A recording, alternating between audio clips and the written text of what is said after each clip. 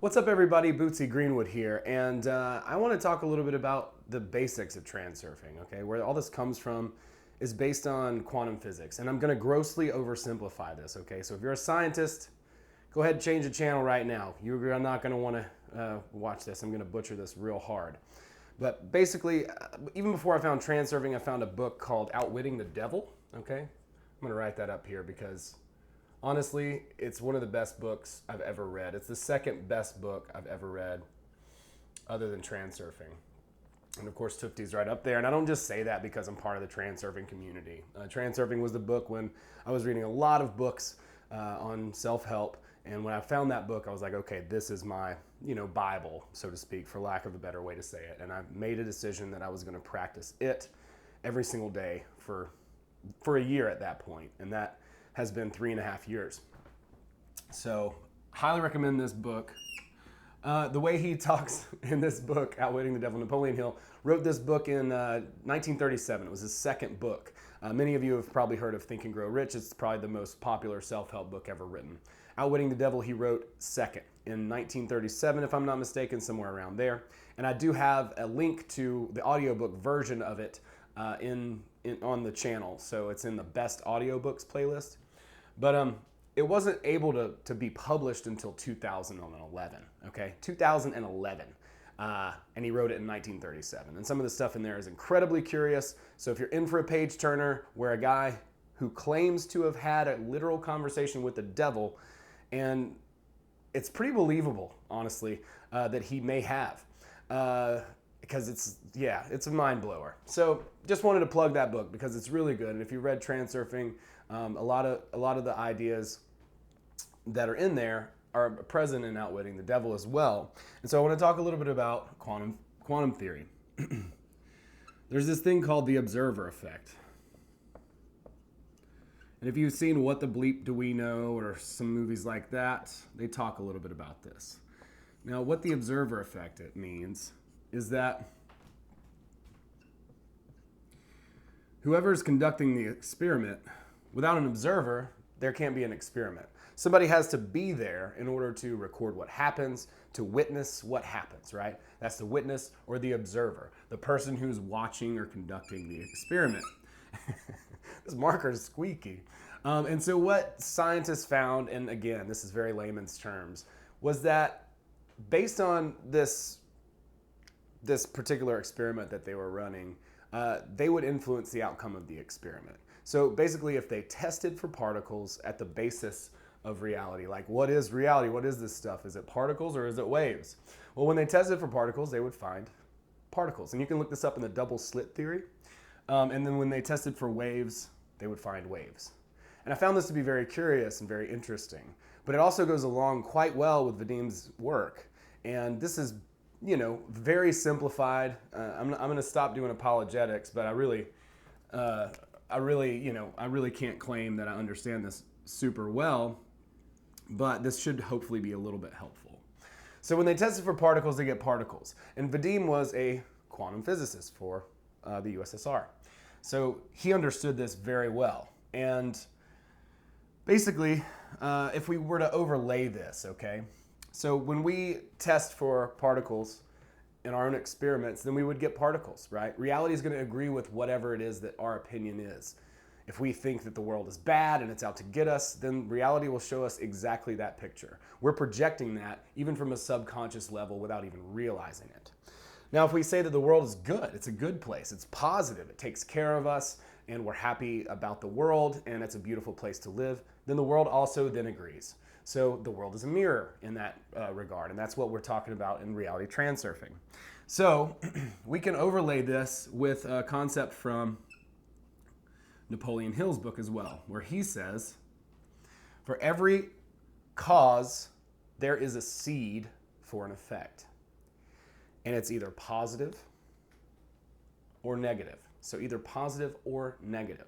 For everything that happens, we get to choose as the observer whether that thing is positive or negative to us. Waves or particles, positive or negative.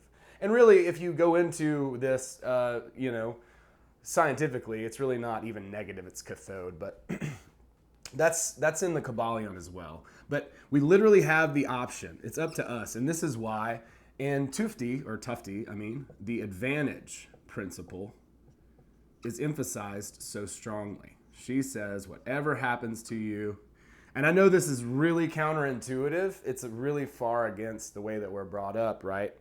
For us to imagine this. But if you try it, and see how it works for you, I recommend at least attempting to stay as vigilant as possible, because what happens is, and I'm just about to do another video about this, is we have this idea in our mind. We think the script needs to go a certain way, but the script is going to vary based on what the world is trying to give us. If we want to get from here to here, then it's not like this. It's not a linear progression. This is what our mind wants us to think. But if you've ever accomplished a goal, you know that this is not true. It's bullshit.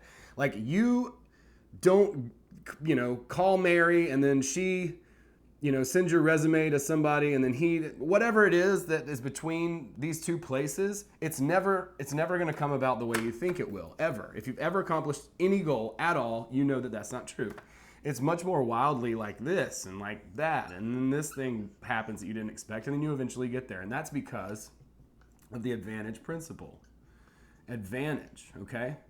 It's like you start out and the world is like, oh, okay, great.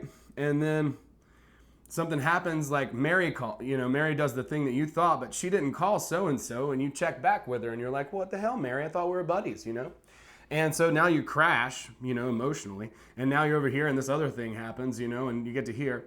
But if you continue to hold this advantage principle in mind, even if you go, even if things do appear to plummet, you've got to know, look, if you are a particle of God, right? If God is consciousness and God is in each one of us, then whatever true experience or goal that you have, like, that doesn't mean a Tesla, okay? Whatever experience that you truly want to experience, that was placed in you by the Creator himself. Why on earth would God want to torture himself by giving him a goal, by giving himself a goal and then not accomplishing it? It's up to us to co-create to make that happen, and the advantage principle is how we do that. So the observer effect is very beneficial in that. Remember, we decide whether or not each thing that happens to us is to our benefit or to our detriment. And that's up to us every single time. So we need to learn to put in practices, right? Like, make it a habit. It has to become an automatic habit that when anything happens, your car breaks down, or, go to jail. These are things that have happened to me too, like, life dishes out stuff that you don't necessarily want for it to happen. Things happen. Train wrecks happen. People die. That's the game that we signed up for somehow or another. So when those things happen, that doesn't mean that you dance on someone's grave, okay? That's not what I mean. But you have to learn how to continue on the path and know that the world is supporting you to get you to your goal, especially if that's something that is a pure intention. And I think most of us do have a pure intention, and a lot of us, even who have pure intentions, somehow don't even think we deserve it. But you deserve it, and remember, whatever happens, however it plays out, advantage, okay? If you booked a show and it fell through or whatever, advantage. There's gonna be a better show.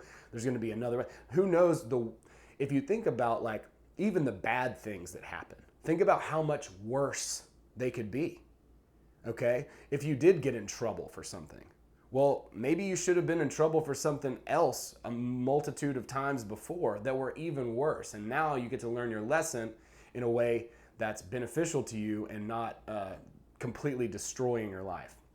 That's just one example. Well, anyway, you guys check me out on Patreon. Check me out on Gumroad. It's July, toward the end of July now, and I'm going to be gone all of August. So I just kind of want to let people know, I'm going to be gone all of August in Spain, unreachable on a cruise ship. So you won't be able to get in touch with me, but as soon as I am able to correspond, I absolutely will. So patreon.com/Bootsy Greenwood. The podcast is still going to come out while I'm gone for reality transurfing and all of that. So please support me there if you can. I really appreciate that. That would mean a ton. I'll keep making videos.